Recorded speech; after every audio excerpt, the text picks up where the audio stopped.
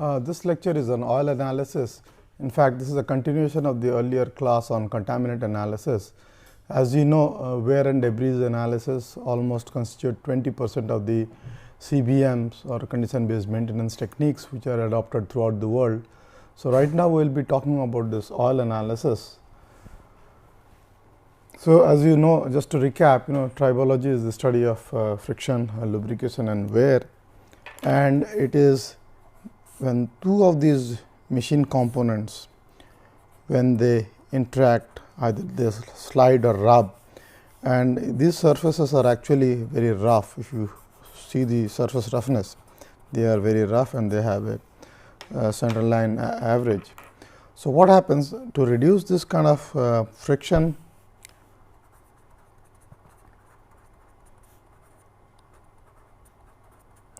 We need to give a layer of lubricating oil.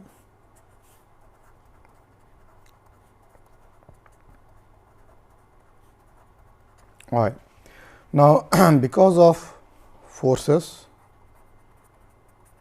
which are responsible for the contact, these surfaces could rub against each other, they may slide, they may roll, okay, and this is how the two surfaces meet. So, to reduce friction, we need to give lubricating oil. Now, during the course of the time operation of the machine, what happens? These particles, they will wear out.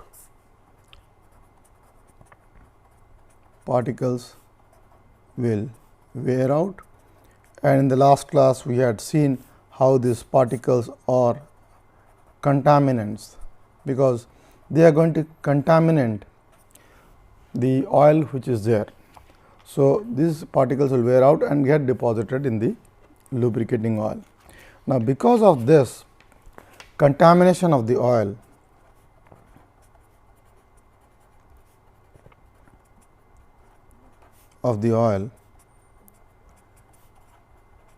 this becomes an indicator of the machine's health. Indicator of the machine's health condition. Now, you will see that in every machine, be it an IC engine, be it a pump, blower, etc., we need to have lubricating oil between the components, particularly at the bearing locations, particularly at the wherever the surfaces are contacting each other, they are sliding over the one over the other, we need to give oil. Apart from it, there is another scenario. One is this lubricating oil.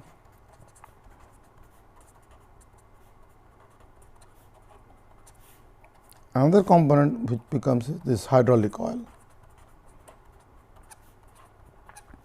There are many operations, particularly the earth moving equipment,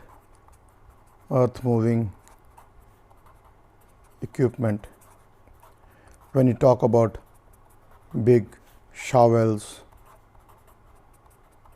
dumpers, excavators, etc.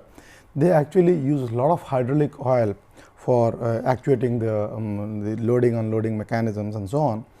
So, what happens to consider or to understand the health of this machine, we may periodically look into the condition of the hydraulic oil, condition of the lubricating oil.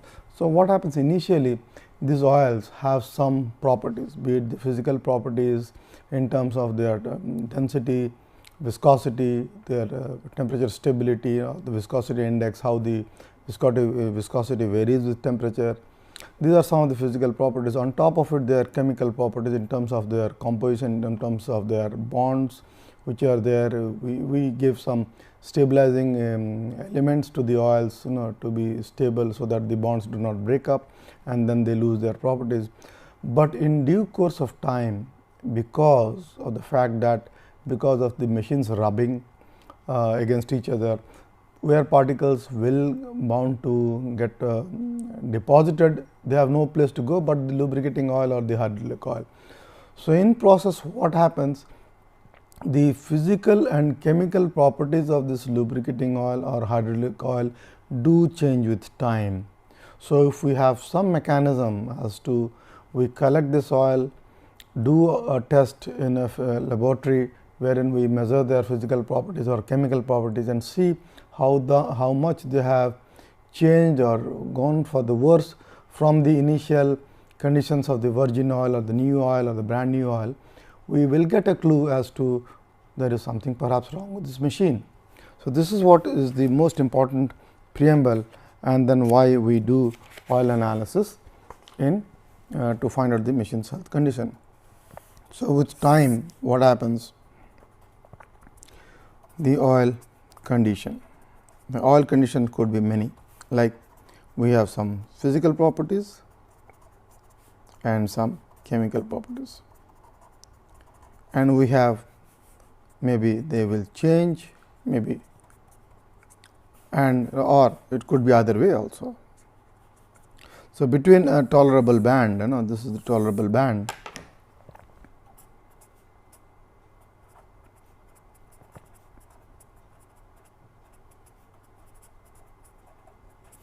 Okay, these two are the tolerable bands. So, if the properties deviate beyond this tolerable bands, upper limit and lower limit, we know time to change the oil. Time to change the oil. Time to change.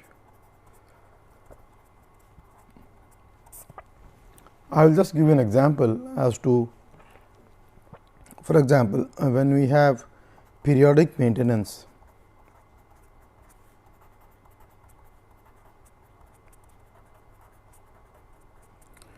we actually in a regular interval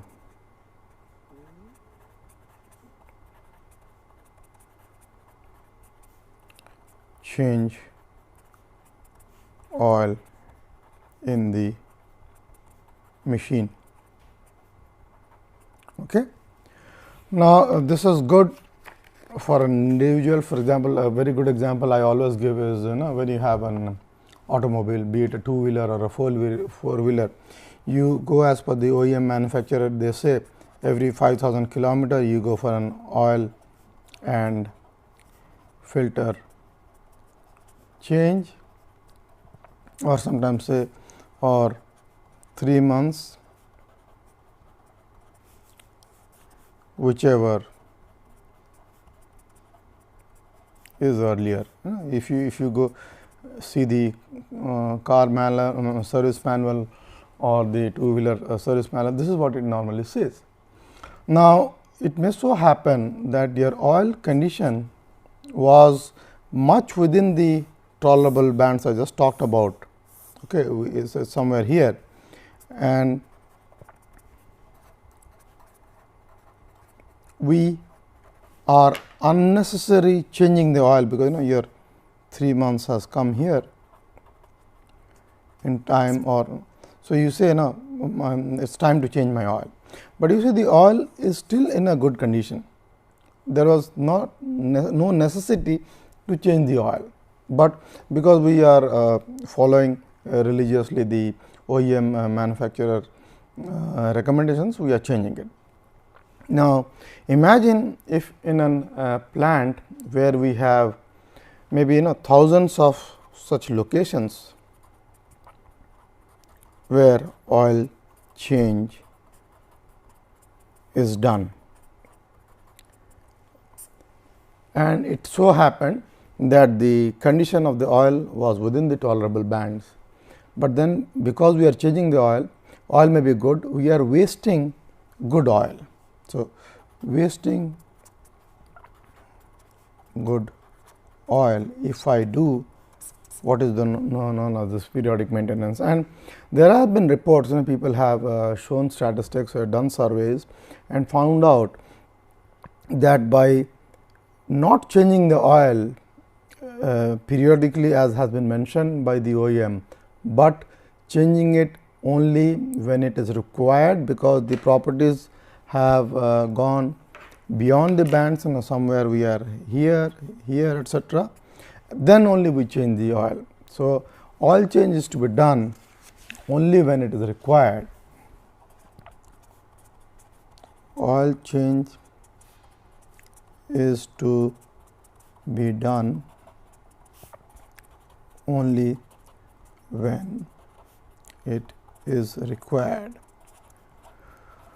Now, who tells us that it is time for the oil to change? And this is where our oil analysis comes to the help.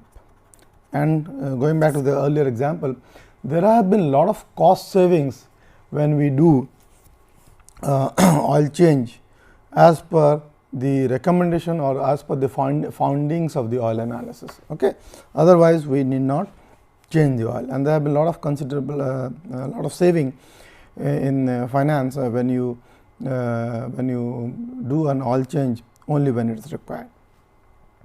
Okay. Particularly in many plants, many of these automation plants where we use a lot of hydraulic oils. If you talk about an automatic currency note printing shop, we have currency note printing plant very close to Kharagpur, and where they use a lot of hydraulic oils for operating of the machines wherein the currency sheets are printed, the way they are measured, counted, then the way they are packed in bundles.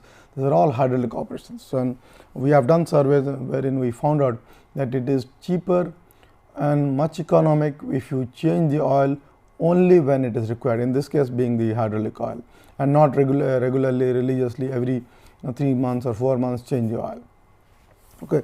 So, in a plant, in the long run, actually oil analysis serves you two purposes. One is it tells you that what is the present condition of the oil, and next is you can know whether it is time for me to change the oil or not change the oil. Okay. So, just going back to the overall tribological analysis for machine condition monitoring, we have what is known as the contaminant analysis, okay, and which we discussed yesterday, that is a spectroscopy where the particle size are less than 2 microns. Then we have the wear debris analysis or ferrography, wherein the particles go from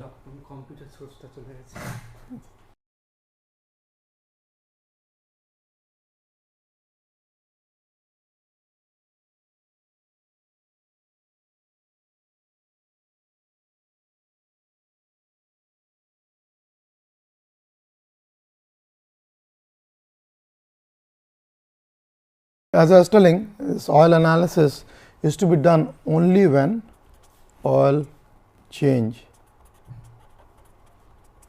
is to be done only when it is required.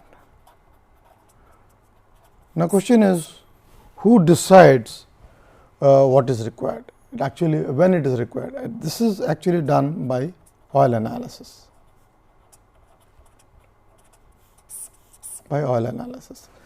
Now, I will just give an example. We have a currency note, the rupee currency note, which is printed. We have a currency note printing plant very close to Kharagpur. Actually, therein after the printing press, the sheets of paper, because counting is very important when you are doing currency note printing. The counting and the process of packing and bundling, etc., are all done through hydraulic actuated actuators, hydraulically activated actuators, and there are a lot of hydraulic oil flowing in the plant, in the circuits, different actuation mechanisms or the counting mechanisms. And it was reported that earlier, when very religiously they were doing this hydraulic oil change in a periodic manner, they were incurring a lot of cost. Rather, when they did the hydraulic oil analysis and only changed whenever the oil analysis recommended or indicated that the oil quality has deteriorated and now it is time to change the hydraulic oil, they followed this practice, and then there has been considerable savings in the plant because of implementing oil analysis in in their hydraulic oil requirement. And same of course, you can do with the engine lubricating oils, particularly in such a plant. Actually, mostly it is hydraulic oil, but the DG set, the diesel generator sets which are required for backup power are actually there, the lubricating oil are actually analyzed. Okay. So, now next question is, in this oil analysis, let us see what are the tribological analysis for machine condition monitoring. One is this contaminant analysis, which I talked about in the last class, and where the contaminants can actually be categorized into three categories. The spectroscopy is the contaminant size are less than 2 microns, wherein actually in spectroscopy, just to recap, actually in spectroscopy, because the particles are of such a small size, we cannot see them through unless we have very high magnification like in a scanning electron microscope, or otherwise spectroscopy is used actually to find out the chemical constituents of the wear particles in terms of the chemical elements. It could be how much percentage of iron is there, how much percentage of aluminum is there, how much of copper, zinc, etc. is there. Next comes actually this wear debris analysis, wherein the samples are of the size from maybe 10 microns to as high as maybe 50 microns. And when the particle sizes become large, actually the contaminant particle count actually becomes a good indicator about the wearing mechanism, and this particle count is actually given in how many parts per million in a given milliliter of that oil. Okay. But in this class we are focusing on oil analysis. Right in the beginning I told you, because this oil has got contaminant and it is going and because it has been subjected to a lot of temperatures, temperature fluctuations could happen because of a lot of oil, because when two members are mating against each other, there will be a lot of heat generation.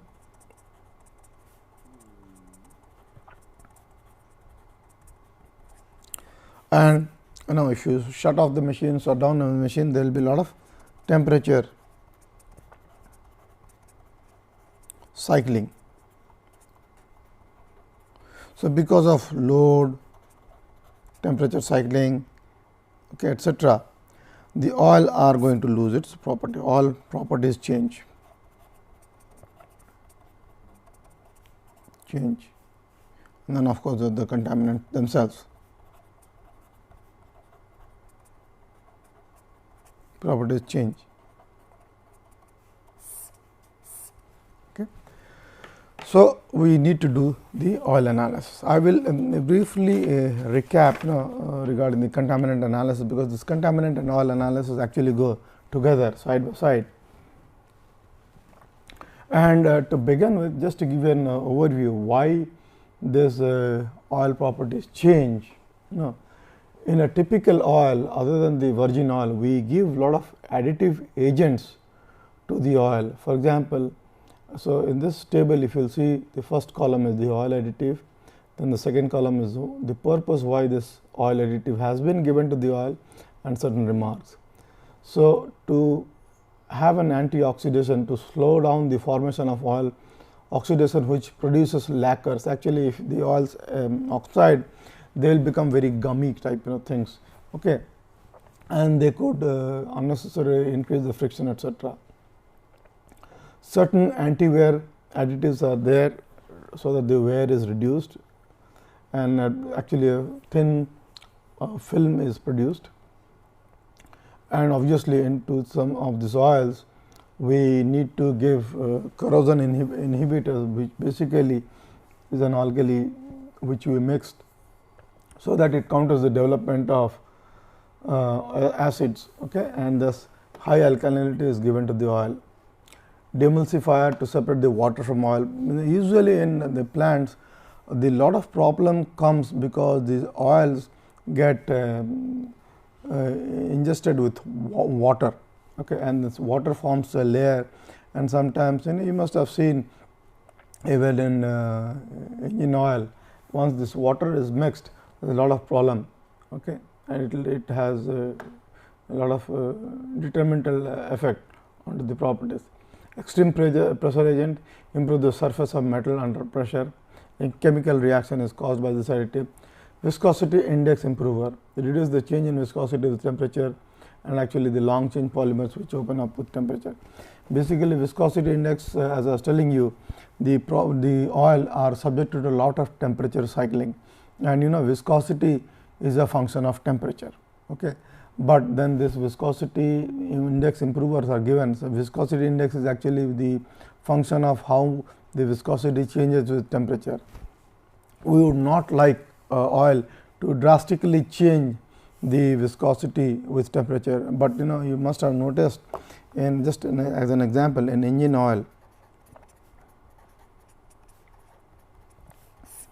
particularly not in our countries, but in the countries in the northern or the southern hemisphere close to the poles, actually there is a lot of temperature variations. So, viscosity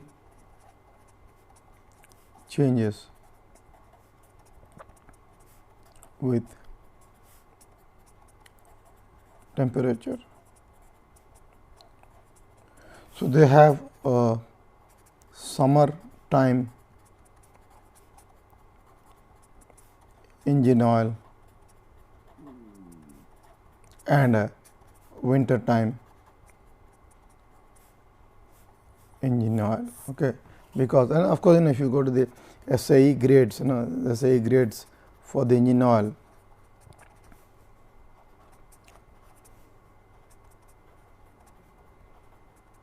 you can see how the temperature variation of viscosity is given. Okay. So, just to recap, when you do the spectroscopic methods, actually when you do the spectroscopic methods, actually how are these contaminants? We cannot collect contaminants of 2 micron size just by picking them up. So, actually they are as an suspension in the oil, and this is our container. So, this suspension are nothing but the contaminants or the debris. But in this class, we are focusing, as I was telling you, on this oil whose property has changed. Okay. And so, of course, you can take this same container. Okay, if you have this oil which has been collected from a machine, actually they are actually closed with a cap. Okay. There is a reason why I have mentioned this closed cap, because when I am talking about sizes of 2 micron or less, even the dirt particles in air, in the ambient air, can contaminate the oil sample. So, it is not very easy that just you open the engine and get a dipstick and or get a container and full of oil. No, there is a procedure, detailed procedure of how this oil is to be collected, so that our ambient air does not contaminate the sample. Otherwise, we will not know whether this particles which are there in the oil, is it because of the machine or because of the environment. Okay. To avoid such false negative tests, we have to do this. Okay. Of course, ferrography are in different formats, direct reading or the analytical ferrography from the ferrogram, etc. And the ferrographic wear particles which are there in the oil, they have different sizes. For example, the normal rubbing wear, the debris look like flat platelets of the size 5 to 10 microns in size. Cutting wears are actually thin to thick curled strips. spherical particles of smaller ball sizes 15 to 20 microns in size. If there is a severe sliding wear, the particles will be long and flat and larger than 30 microns. If there are bearing wear particles, they will be laminar particles, edge plates and holes. And gear wear particles are usually rough and irregular surface. Just to give you a brief idea regarding how the particles look like. But the wear debris composition helps us.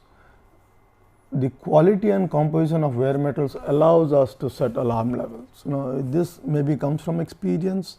Now, you know your parent material has so much of iron and so much of copper, so much of zinc, etc. You can set your standards. Usually, these standards are given in the international standards about maybe if you have maybe usually it is if it is more than 15 ppm in a particular 10 ml or whatever parts per million are available of iron or silicon or sulfur, etc. You need to be, these are the alarm levels.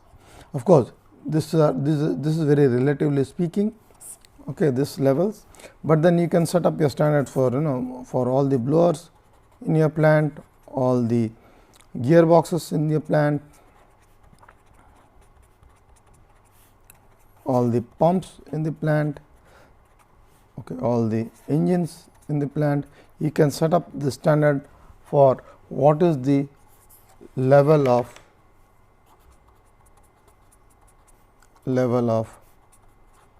tolerance of contaminants suspended in the oil. Okay, you can this yourself you can set it up. Okay.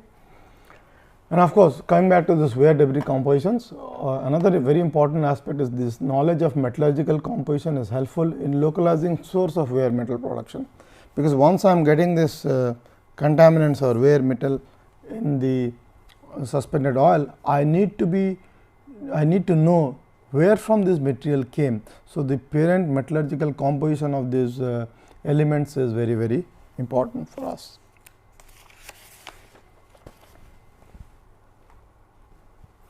And this what are some strategies which we follow for the wear contaminant analysis?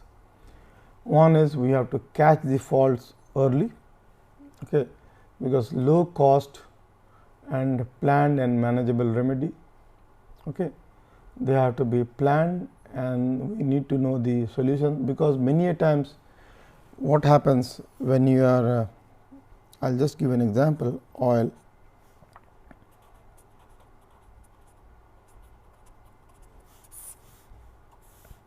You have collected oil, okay, which has a particular concentration.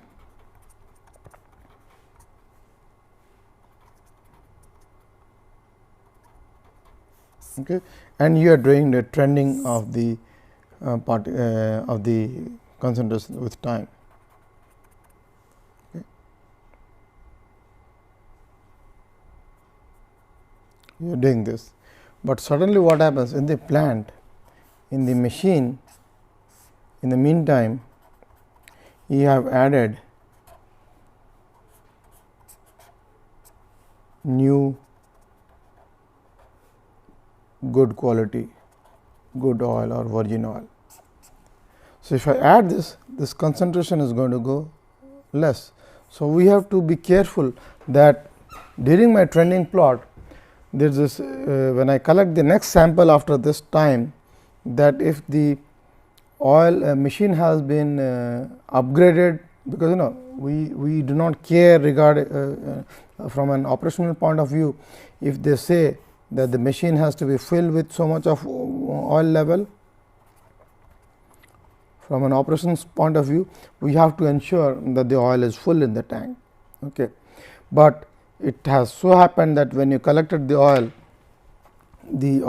actually was at this level. Okay. So, you will get a richer concentration, okay, of the contaminants, and then now if you next dilute it with good oil, this concentration is going to reduce. So, we have to be careful about this kind of planning. So we should know what is the procedure to catch this defects so called in the oil. Of course, identify precise source of fault. This requires different technology and analytical method, like I was telling you, like the spectroscopy methods or the ferrograms, etc. They are very cost intensive operations. So, in situ oil or contaminant analysis is not possible because of many reasons. They are bulky, they require a very clean environment to do these operations, they are very costly and so on. So, we in fact, as opposed to just if you compare, as opposed to maybe vibration monitoring. One of the reasons why vibration monitoring is very popular, I would say, is a couple of things. One is in situ measurements are possible and they are very cheap, and because of the signal processing techniques, right away by having a signal analyzer, we can right away tell the cause can be immediately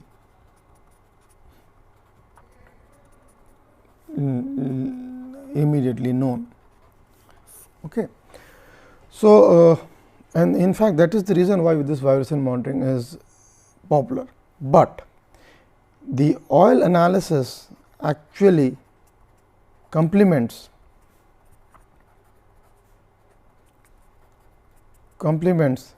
the other vibration monitoring, because if you have got some clue or some cause known from vibration monitoring, you can confirmation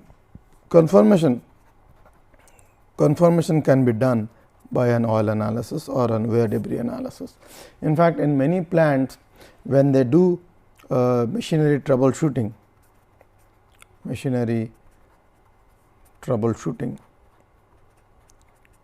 they adopt both the techniques. Okay, they do an in situ vibration monitoring and analysis, and then they collect the oil sample, they send it to a lab, do the analysis, and the labs will also say, suppose for an example, I will tell you that the vibration monitoring says that you are in a let me give you another example. Say for example, I have a shaft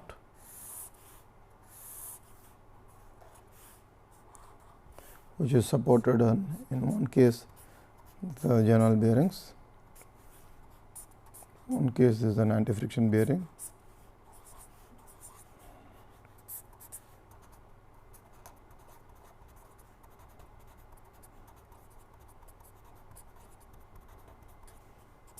this is an anti-friction bearing,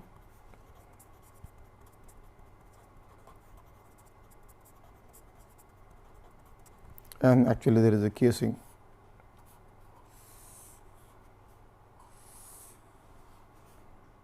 And so on.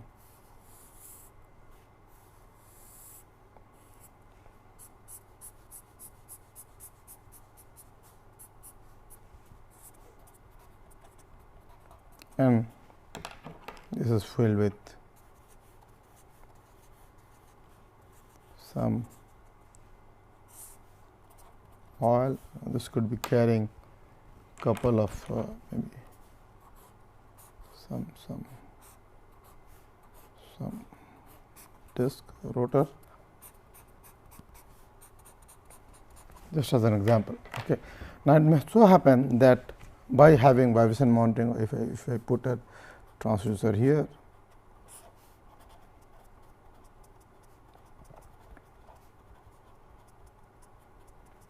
and it says that I am getting a 0.45 x peak. Okay. other than I am getting a predominant 0.45x peak in this spectrum.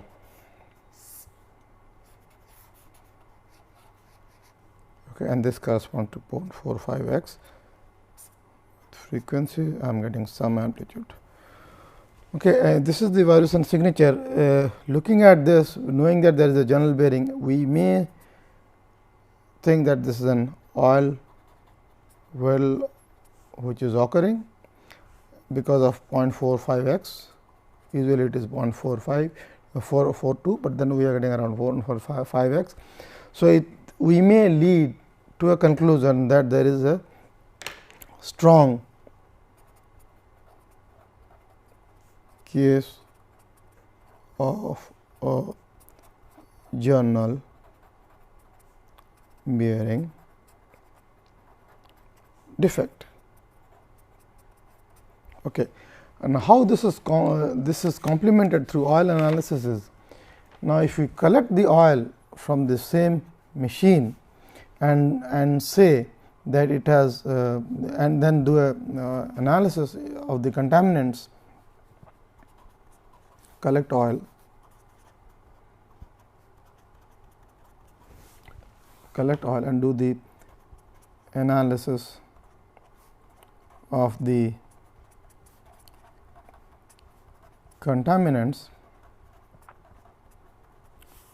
you will see that there is a rich presence of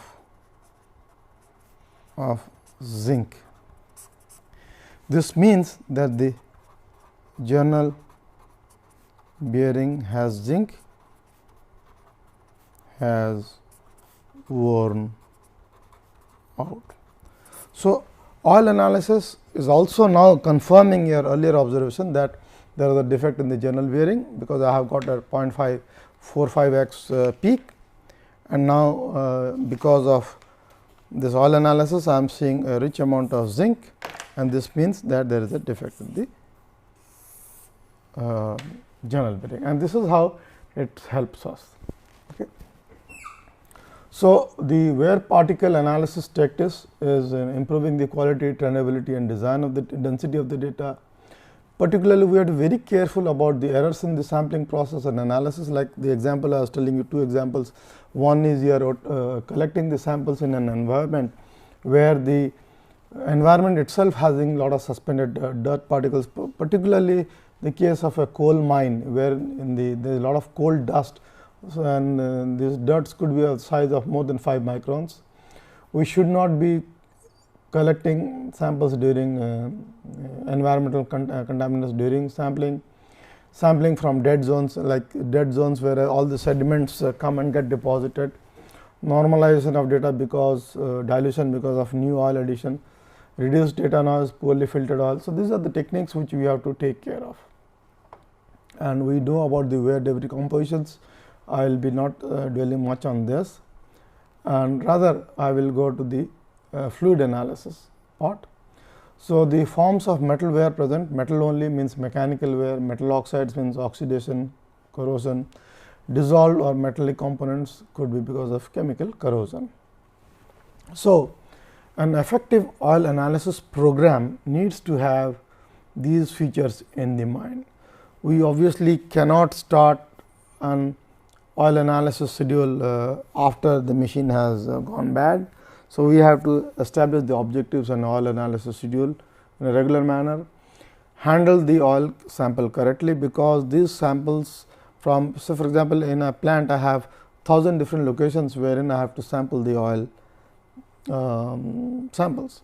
So, every collection point has to be named, numbered, date when it was collected, this has to be done. Okay.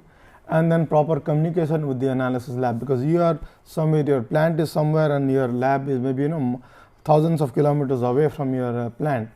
So, we need to communicate with this analysis lab as to where from this oil have been collected, how they have been collected, what are the different analysis time, analysis tests which needs to be done, and of course, put the right oil in the right machine, extend oil drain intervals when needed, identify the quantity of contaminants, identify the origin of contaminants, provide feedback to the laboratory, evaluate the cost effectiveness, because the same oil serves both the purpose, both one purpose of doing the oil analysis, the next purpose of doing also the contaminant analysis. Now, what are the lubricating oil analysis properties? Basically, the lubricating oil is analyzed for these parameters. One is the viscosity, the contamination, the fuel dilation, the solids contained, the fuel soot, oxidation, nitration. So, there are actually many standards which are available. So, we need to specify either to the lab by telling them the standard numbers, or tell them the procedure which they follow should be an international standard. So, in this few slides, I am going to tell you about some of the standards which are internationally followed for doing such tests, and when you in your plant give the oil sample to another test agency or an analysis laboratory, you need to specify the standards. For example, if you need to do the atomic emission spectroscopy, these are the NTSL 01, NTSL 02, FTIR spectroscopy, you need to specify these standards. So, the purpose of giving these standards means that you need to be aware of the standards. Of course, these standards are available from the sources, and then you can study them. Particularly when we do the physical property test, the kinematic viscosity at 40 degrees Celsius and 100 degrees Celsius needs to be calculated or measured as per this ASTM standard. Viscosity index, the specific gravity, the acid number, base number, oxidation stability. So, these numbers given here are actually the ASTM standards. So, the purpose of letting you know in this class is not to discuss about how the standard is or what the standard is, just to make you aware that such standards do exist. So, all you have to do is collect the oil sample and send it to a particular lab and specify a standard by which they need to do these tests. Similarly, very important is this contamination test in the oil, the gross water content by crackle test. Crackle test is actually, once you heat that oil sample, you will hear a lot of crackling noise, and that is why the name crackle test came. And then we have moisture absorption by the Carl Fisher method, chlorine content of lubricating oil. Okay, and these are some of the tests which you may be aware of in your chemistry lab or in your chemical analysis lab. And then of course, there are certain standards as to count as per the SAE standard or the NEPA standard. Basically through a laser light, you will see a laser light being incident on this suspended oil particle, and once this laser light gets reflected, the intensity of reflection gives you a clue as to the measure of the amount of contaminant in that oil, and that is how either you have a particle count, or by having sieves or filters of different diameter, you can also do the pore blockage particle counts. And then there are a few more wear debris and contaminant analysis by direct read ferrography, millipore patch test. So, these are all NTSL standards which are available. Now, a very important fact which we need to consider is how do I collect the oil. Okay. It is just not that I open the drain plug and collect all the oil. In fact, let me tell you, the drain plug in an engine is not the place to collect oil, but for convenience many do that, I know. Okay, suppose this is something I am not going to describe about the internals, but okay, and this is the drain plug. And imagine if this machine was not operating and then the oil was not in motion, what would happen? All the heavy sediments would come to the bottom of the tank.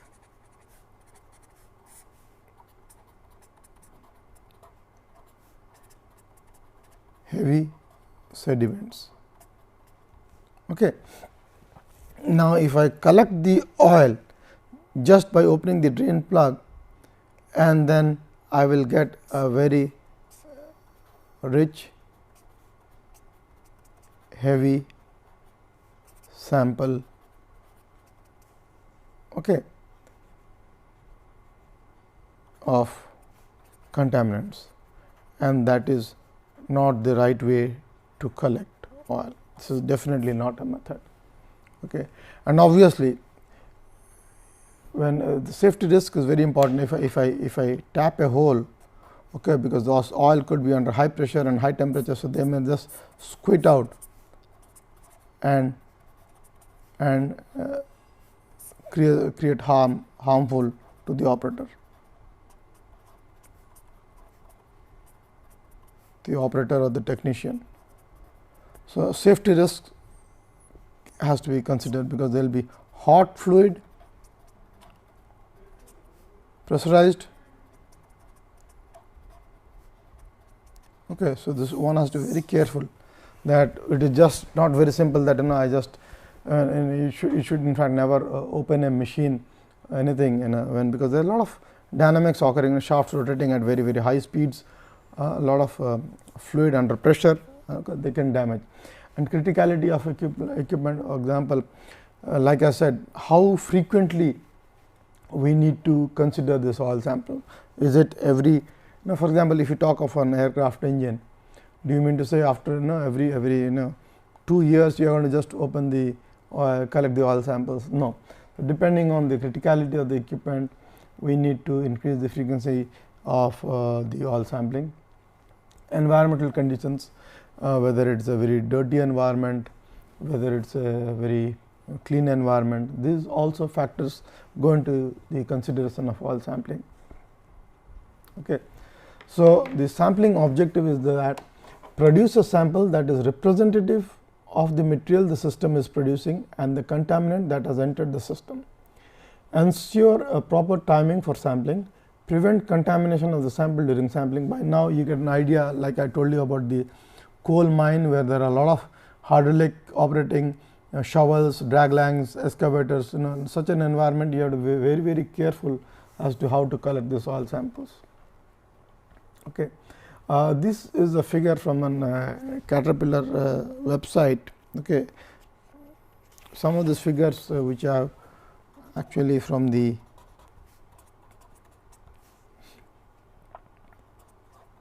you can go to some of these websites. Actually, these figures are from that site. Okay. So, these are some of the, if you have an engine, there is a lube oil, and these are the filters. So, these are the good locations to collect the oil, okay, and these are definitely not the cross ones or the bad points. Okay. Actually, the sampling bottles look something like this, and the bottles themselves have to be a very clean, and then their ISO standards for cleanliness of the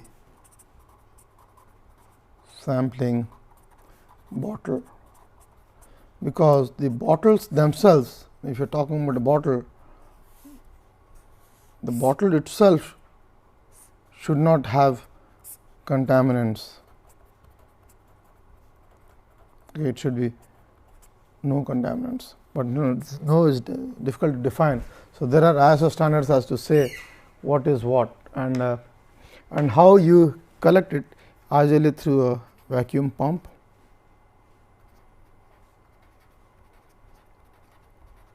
or a valve,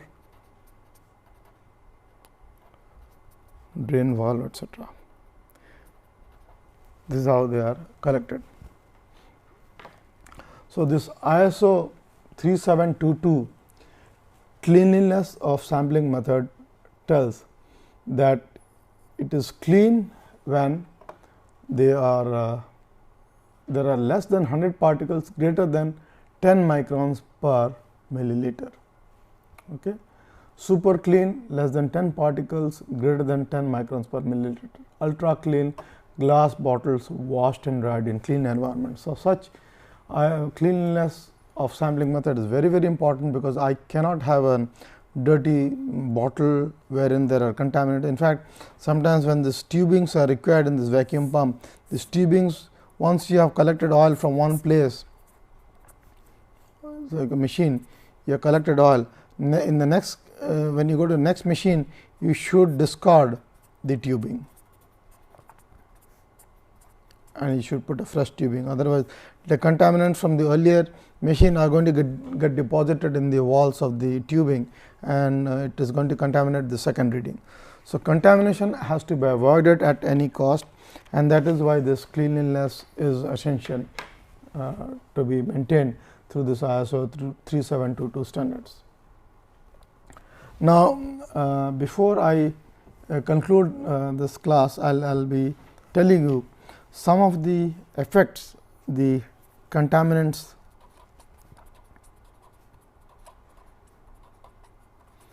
or the oil do to damage bearings. And these are available in the handbooks, particularly the tribology handbooks. Okay. So, this is just a figure as to the general view of corrosion damage due to water contamination during storage, particularly when you go the ships, the naval ships.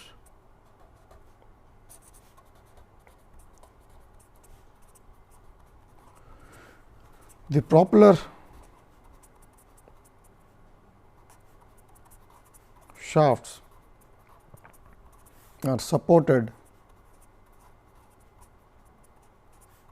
by padded journal bearings. Okay. And if you go to the hull of the ship, wherein and this is the machine, and actually they are when they go to the high seas, okay, they store these bearing pads on this hull, okay, and whenever extra bearing pads are required, they just remove it and keep it. And during storage for a long time, because of the moist environment, there is a lot of water contamination during storage, and you can see if it goes neglected, there will be this corrosion marks which are there on the bearing. Severe cavitation damage of an alternative bearing attributed to chronic water contamination. You see the cavitation damage in an alternative bearing. Okay.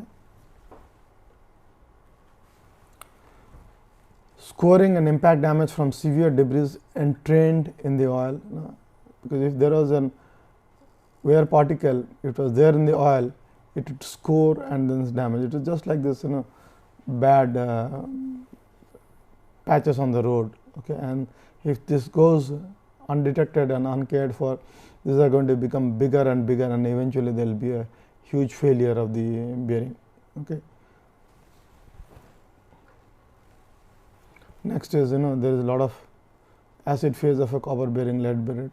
Lead is very susceptible to acid attack. I was talking about these acids which are there, and they lead to corrosion, and that is why we need to give in this oil a lot of anti-corrosion additives, okay, basically an alkali treatment.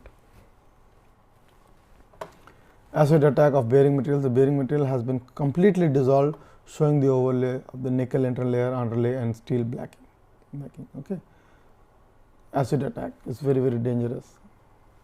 Of course, this is because of a fatigue loading, actual fatigue damage, the small end bush. And of course, this you can see the overload balls showing plastic deformation, fatigue, and scoring. Fatigue damage due to a roller pin.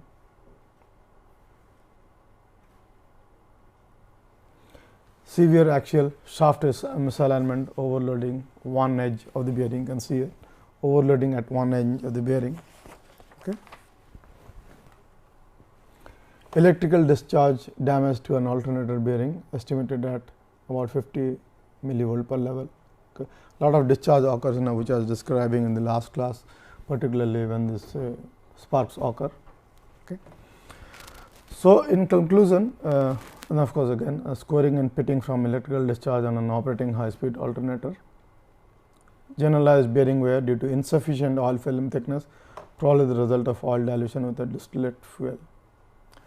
So, in conclusion, in this class we discussed about how oil analysis is important and how oil analysis or contaminant analysis can complement whatever we have done through vibration monitoring, and in particular what are the techniques of oil sampling, or what are the precautions we need to take regarding oil sampling, and how important the the cleanliness of the sampling bottle is, what is the importance of the cleanliness of the sampling bottle, and what happens if to the bearings if this oil have contaminants and how they can damage the bearings. So, in a nutshell, this oil and contaminant analysis actually form 20% of the cases of CBM throughout the world, and they actually help complement the vibration monitoring techniques. Okay. Thank you.